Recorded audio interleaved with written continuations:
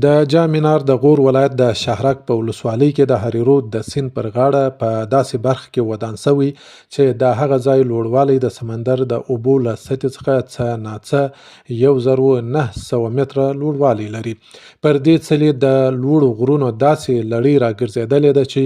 د یو شمېر غرونو د لوړو څوکو لوړوالی د سمندر د اوبو له سطحې څخه 2300 متره ته رسیږي. د دې څلي یوه بله ځانګړتیا دا ده چې د هری رود سیند پر غاړه داسې جوړ شوی چې دواړو خواوو ته د سیند روانې اوبه بهیږي. د افغانستان نامتو لرغونپوه ارواښاد پوهاند محمد رسول باوري لیکلي دي د جام څلي بنسټ دایروي ایښودل شوی دی چې د هر یو مدار تر پوره کېدو وروسته د دوهم مدار د بهرنۍ خوا پلانتیا لږ شوی او په دې ډول د څلي تر پورتنۍ برخې پورې په همدې ترتیب جوړ شوی دی. د جام منار د غور ولایت د شهرک په ولسوالۍ کې د هری رود د سیند پر غاړه په داسې برخه کې